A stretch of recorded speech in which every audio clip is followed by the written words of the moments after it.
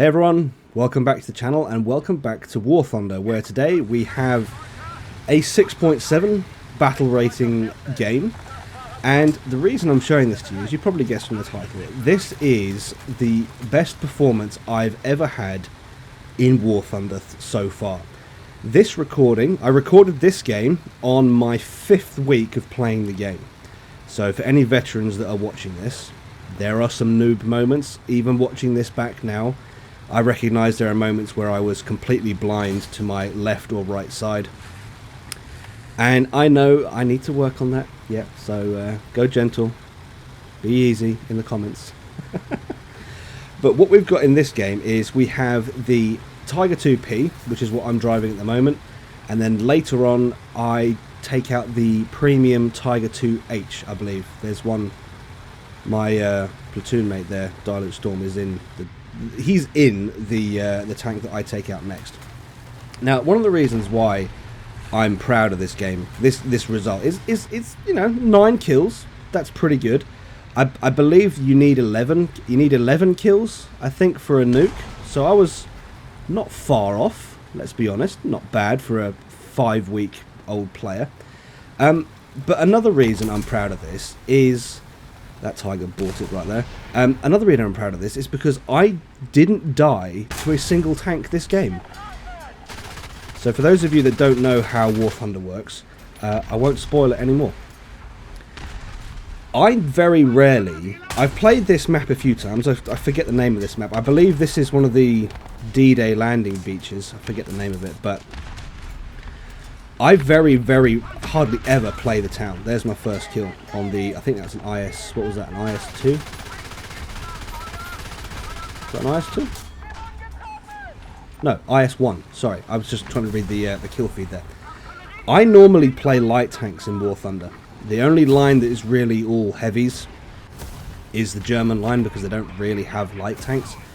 I prefer to play lights. I prefer the British lights. I prefer the American lights. So playing a heavy isn't really what I'm 100% comfortable with, because I make a lot of mistakes and I get myself killed a lot of the time. But this game was the exception.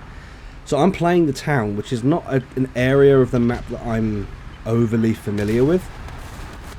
I'm being cautious. I know I have to be careful, because in this game, in War Thunder, you can't just, like... I've got my platoon mate, Storm, is ahead of me, and on the minimap you'd think, oh, I've got team capping B to my right, I've got Storm down to my left immediately, there's team behind me, there's team further down on the beach in B3. That guy was already dead, but, you know, good to double check. In this game, you can't just push into an area assuming it's safe because there's blue around you on the minimap. And I have learnt from experience, doing what that guy did, pushing the beach like that, especially when you've got a Tiger 2 on the high ground here with the cover, it's not a good strategy. I've tried to play that beach several times, once or twice, and what happened to that Sherman is exactly what happens to you if you try and push the beach and there's someone in my position. So, yes, you can't just look at the mini-map and think, okay, my team's capping A, you know, my team's got B. You can't just push into an area, because there could be somebody anywhere, and given the fact that you can turn your engine off in this game and go completely silent, there goes an M18 again pushing the beach. Because you can go completely silent in this game, you could be hiding anywhere. You've got to have your wits about you, and that right there is my only death of the game, and that is also my biggest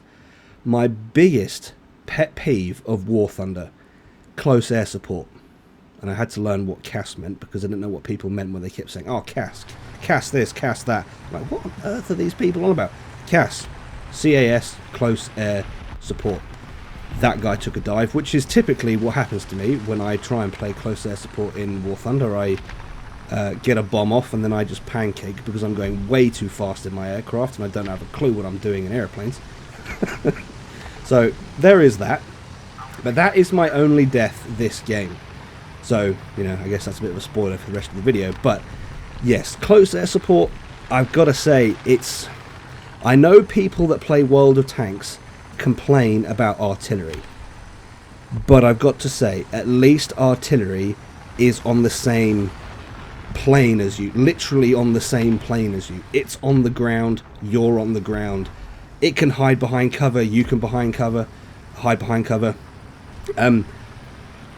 When you've got an aircraft after you, if you don't have any decent secondary, I mean, the Americans have most American tanks have the 50 caliber secondary, so you can do some damage. You can do damage to aircraft, but the Tiger P I was playing doesn't have a roof-mounted machine gun. I don't think it does, anyway. This premium does, but I'm yet to actually use it effectively against aircraft. So yeah, I do not feel that artillery in World of Tanks is quite that bad anymore. I really don't, because close air support, having a plane just drop a bomb on you, and there's bugger all you can do about it, oh my word, it can be so rage-inducing. And that's the funny thing about War Thunder. And here I spot that I think that's a Sherman down the other end. Peek up, he hasn't seen me, shot straight through his front.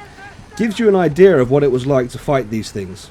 I mean, Shermans really were not armoured at all, and that is apparent in this game. Again, an example of how a tank could be anywhere. I'd already picked this line, but there, what is that? T-3485 sat down the end of the road. Didn't see him. I just didn't see him. And that is the story of War Thunder. There could be a tank sat right in front of you. If you don't see them, you just don't see them. And it is, man, it's difficult to play this game, but that is where the reward is, because it is genuinely player versus player. There is no RNG, there's no funky mechanics here and there, fiddling with accuracy or penetration or damage rolls.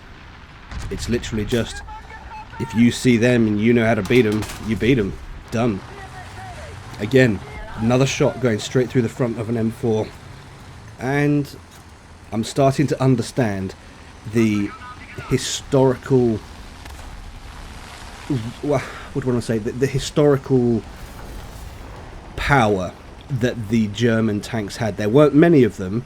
The American Shermans outnumbered the Germans, which is, you know, I guess numbers beat numbers one overall. But this game does give you an idea of just how vulnerable a Sherman was to a Tiger's gun, especially a Tiger II. This part of the game here is where I'm on a bit of a roll here.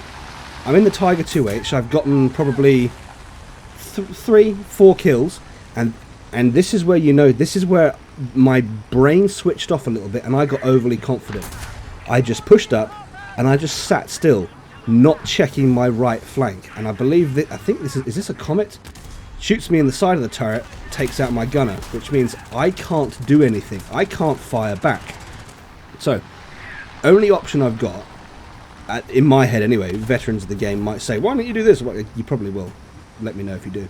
But in my head, my only option is pop smoke, blind the Comet at the end of the road, pop smoke again so that I can fall back down to the seawall in the hope that artillery doesn't kill me like it did that guy just next to me.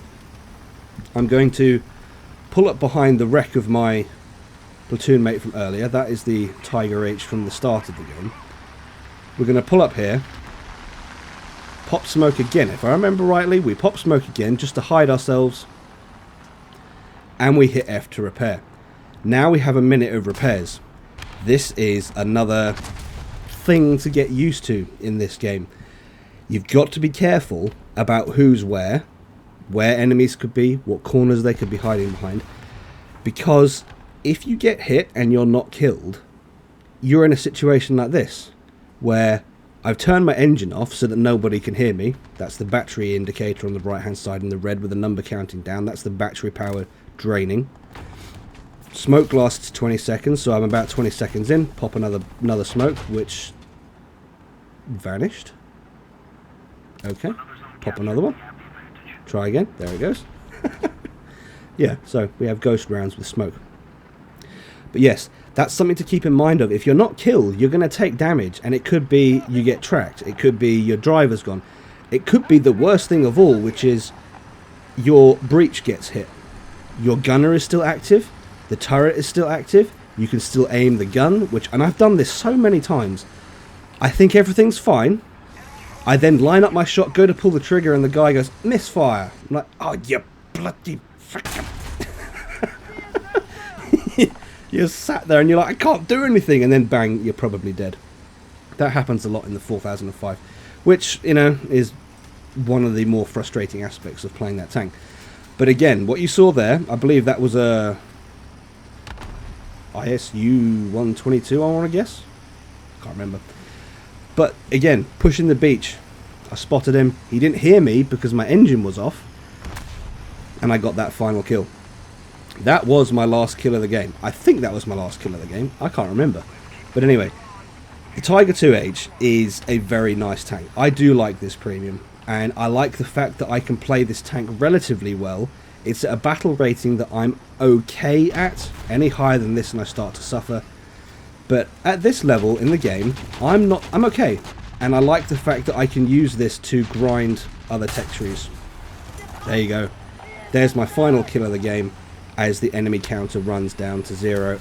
There we go. 9 kills in the Tiger P and the Tiger... Well, Tiger 2P and the Tiger 2H.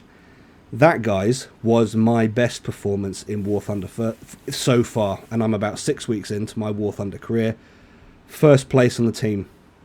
Banging. Absolutely banging. So there you go. I hope you enjoyed that replay. I certainly did. It's one that I'm going to remember for a while. 9 kills. Boom. If you enjoyed this video, please leave it a like. If not, a dislike. Subscribe if you haven't already. And I'll catch you in the next one.